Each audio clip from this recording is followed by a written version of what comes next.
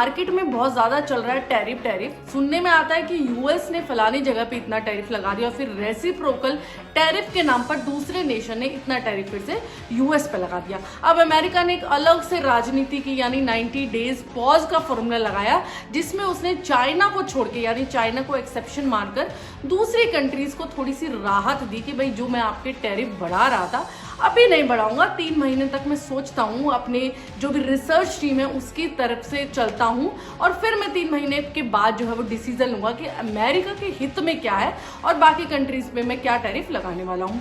तो ये सब बातें जो है मार्केट में चल रही हैं और हम सबको ये पता भी है कि कहाँ पर क्या क्या टैरिफ चल रहा है।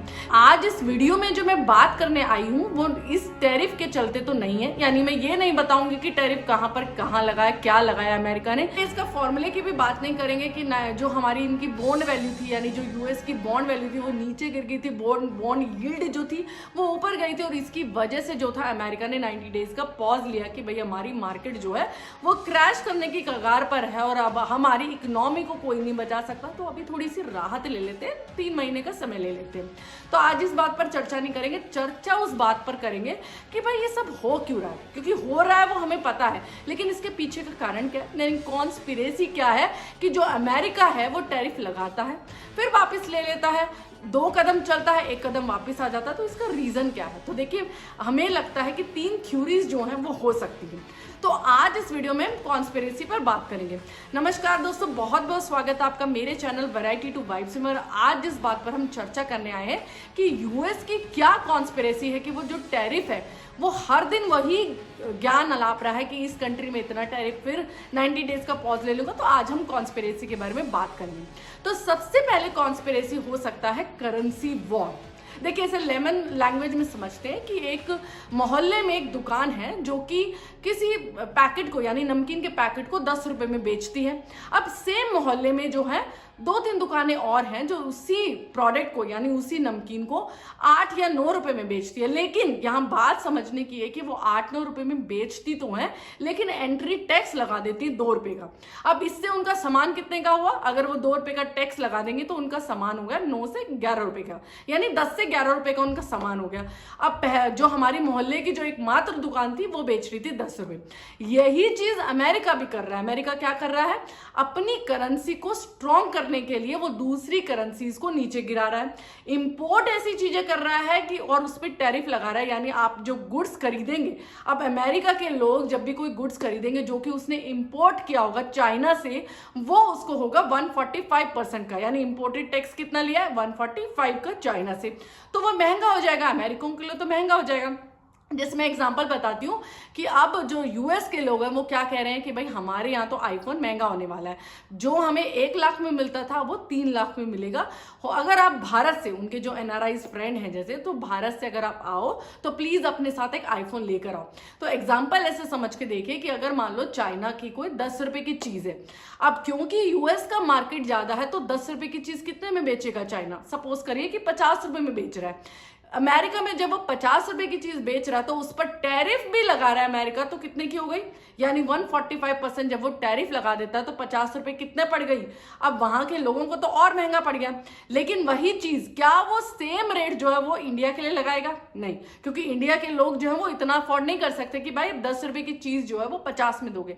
आप 10 की हो सकता है कि 20 में लगा दो इंडिया के ऊपर। अब इंडिया के पास भी अपना कुछ टैरिफ है, तो यहाँ के लोगों के लिए वो कम कीमत में होगा, लेकिन अमेरिका के लोगों के लिए वो ज्यादा में होगा, क्योंकि पहले ही चाइना उसको एक्स्ट्रा में दे रहा था, प्लस आपने टैरिफ भी लगा दिया, तो वहां के लोगों के लिए तो बहुत महंगा हो गया। तो ये चीज तो हमारे ट्रम्प साहब ने देखी नहीं कि भाई अपने लोगों के लिए महंगाई ही क्रिएट कर रहे हैं, वो सिर्फ अपनी करेंसी को ऊपर कर रहे हैं ताकि जो दूसरी नेशंस की करेंसी है वो डाउन हो जाए, उनकी इकोनॉमी पे प्रहार करने का वो ट्राई कर रहे थे।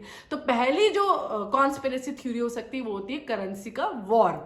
दूसरी जो हो सकती है वो स्टॉप दी राइजिंग स्टार। अब ऐसा समझ के चलिए कि एक स्कूल में एक क्लास में एक बच्चा है जो कि टॉपर बनने की राह में, यानी वो बहुत मेहनत कर रहा है कि भाई मैं आखिरकार जो है टॉपर बनूं, और वो बनना भी मतलब वो बन भी सकता है। लेकिन उसी क्लास में एक टॉपर है जो चाहता नहीं है कि वो बने, वो दूसरा जो बच्चा है वो टॉपर बने। तो वो क्या करेगा?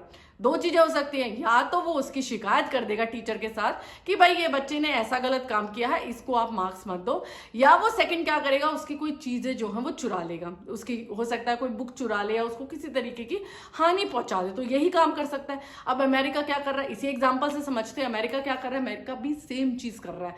वो क्या कर रहा है कि जो दूसरे नेशंस है, यानी कि भारत है, चाइना है या यूरोपियन कंट्रीज हैं, जो चीजों में वो अच्छा निकल रहे हैं, जैसे कि स्टील में हुआ, फार्मा में हुआ, या अदर मैन्युफैक्चरिंग इंडस्ट्रीज में जहां पर वो एक्चुअल में बूम ला सकते हैं, वो अच्छा काम कर रहे हैं, उसी पर अमेरिका जो है, क्योंकि अमेरिका की मार्केट बहुत बड़ी है, तो उसी पर अमेरिका क्या कर रहा है, प्रहार कर रहा है। उन्हीं चीजों पे अमेरिका जो है वो इंपोर्ट लगा रहा है, टैरिफ लगा रहा है, इंपोर्ट टैरिफ लगा रहा है उसी चीजों पे अमेरिका, ताकि ये चीजों पर, इससे इनकी इकोनॉमी डाउन हो।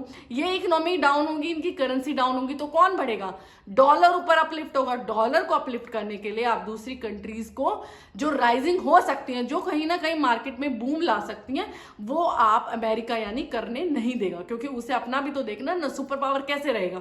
सुपर पावर इसी तरीके से भी रहेगा कि भाई जो बूम कर रहा है, जो राइज कर रहा है, उसको मैं किस तरीके से दबा दूं। और तीसरा जो बड़ा इंटरेस्टिंग सा है कि कर्ज का जाल, यानी कि ग्लोबल डेथ थ्योरी। अब इसमें क्या है, एक तरीके से समझते हैं एग्जांपल में, कि गांव में, पहले तो गांव हुआ करते थे कि उसमें साहूकार होते थे पहले गांव में, तो साहूकार क्या करते थे, साहूकार जो है वो गरीब लोगों को या फार्मर्स को अपना पैसा देते थे उधार पर। पहले तो उनका धंधा बंद करा देते थे किसी तरीके से, और फिर उनको पैसा दे देते थे उधार पर, और फिर वो उधारी के लिए उनसे खेत या कोई संपत्ति जो अपने नाम करा लेते थे। अमेरिका भी सेम कर रहा है। अमेरिका क्या कर रहा है, पहले तो उनकी इकोनॉमी डाउन कर दी आपने, करेंसी उनकी कम कर दी, इकोनॉमी पे उनका प्रहार भी किया, लेकिन अब बाद में क्या कर रहा है कि देखिए अभी आपको घबराने की जरूरत नहीं है, क्योंकि मेरा वर्ल्ड बैंक और आईएमएफ में अमेरिका का दबदबा है, तो वो इन कंट्रीज को बोलता है कि आप मेरी गारंटी पे जाके वहां से कर्ज ले लो। मतलब पहले आपने करेंसी पर प्रहार किया इसकी, फिर उसके बाद आपने इसकी इकोनॉमी डाउन करी, उसके बाद इसको कर्ज का संकट भी इनके ऊपर डाल दिया, ये बोलकर कि आप मेरी गारंटी है, आप पैसा ले लीजिए। तो किस तरीके से आप दूसरी कंट्रीज की इकोनॉमी को डाउन कर रहे हैं अपनी करेंसी को ऊपर रखने के लिए। तो ये हम लोग इन बारे में बात नहीं कर रहे कि इसके सॉल्यूशन क्या हो सकते हैं। 3 कॉन्स्पिरेसी थ्योरी मैंने जो आज बताई, इनके बारे में हम बात नहीं कर रहे, सिर्फ ऐसा हो रहा है, मार्केट में ऐसा चल रहा है, ये हम बातें कर रहे हैं। लेकिन क्यों कर रहे हैं, क्या रीजन क्या है, अमेरिका क्या करना चाह रहा है, और वो सुपर पावर क्यों बना है, और हम इसके सॉल्यूशन क्या निकाल सकते हैं, तो इन बारे में भी हमें चर्चा करना स्टार्ट करना पड़ेगा। तो दोस्तों आपकी क्या राय, आपको क्या लगता है कि जो 3 मैंने कॉन्स्पिरेसी थ्योरीज दी हैं, उनमें से आपको क्या लगता है कि कौन सी कॉन्स्पिरेसी थ्योरी जो है वो राइट है। आप अपनी जो राय है वो जरूर कमेंट बॉक्स में डालिएगा, और अगर आपको ये वीडियो अच्छी लगे तो इसको लाइक करें, जितना हो सके शेयर करें, और मेरे चैनल को सब्सक्राइब करना ना भूलिए। Thank you for watching.